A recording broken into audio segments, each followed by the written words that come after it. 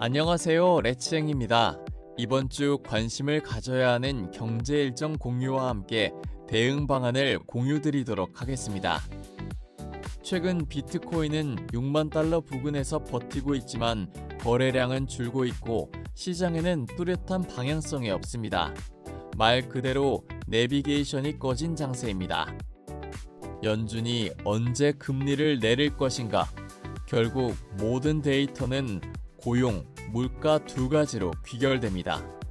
이번 주 발표되는 데이터 역시 모두 이 두 가지를 확인하기 위한 자료입니다.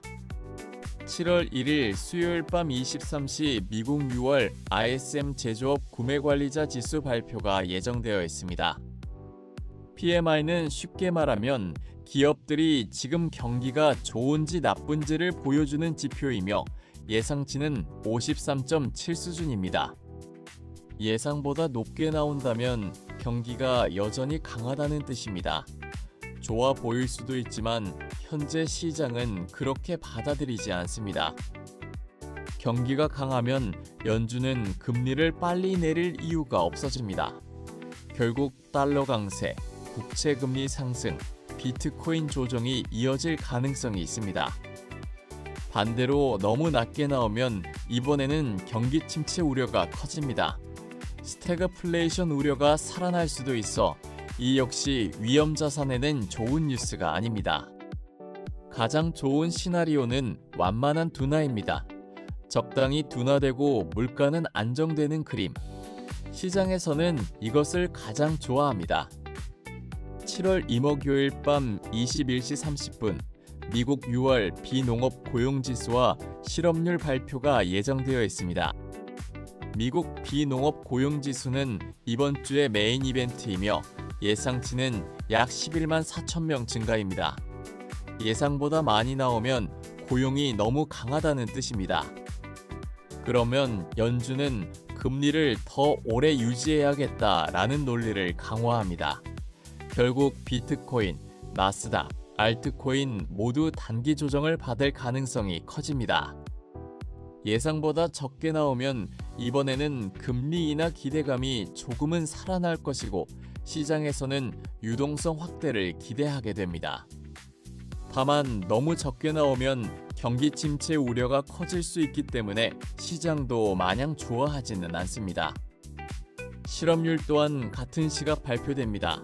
예상치는 약 4.2% 수준이며 실업률이 높아진다는 것은 고용시장이 식고 있다는 의미입니다.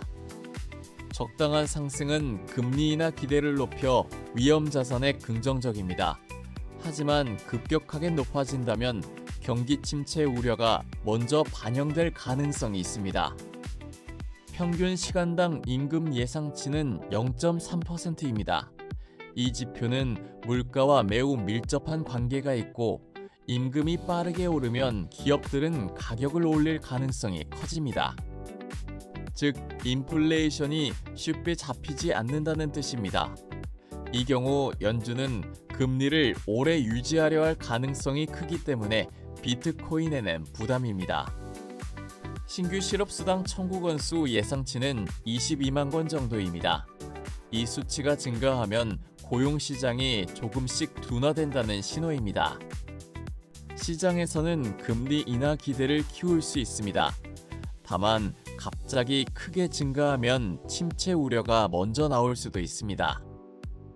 시장이 가장 좋아하는 그림은 PMI에서 적당한 둔화, 고용에서 예상보다 조금 약함, 실업률에서 소폭 상승, 임금에서 예상 수준, 실업수당에서 소폭 증가입니다.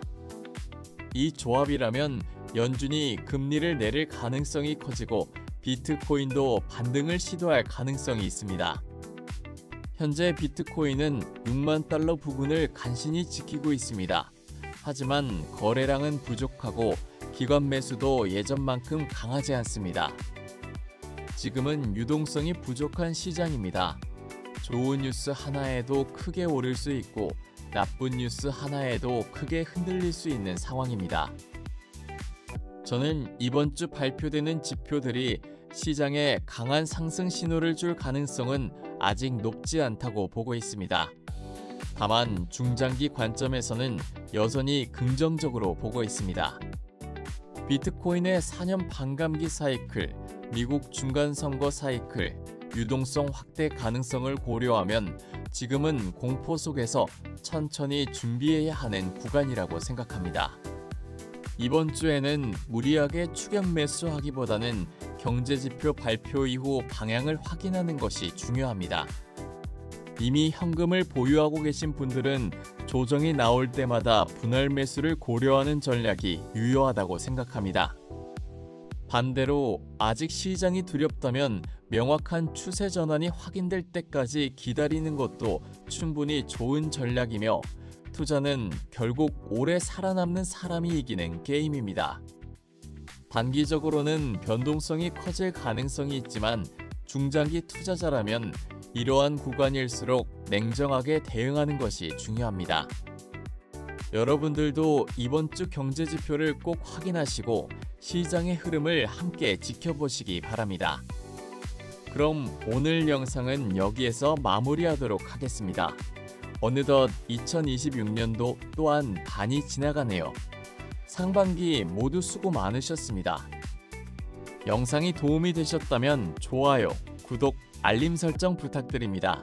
레츠행이었습니다. 감사합니다. 투자에 대한 모든 책임은 투자자 본인에게 있습니다. 이는 투자 결정과 결과에 대한 책임을 의미하며 정보 제공자는 법적 책임을 지지 않습니다.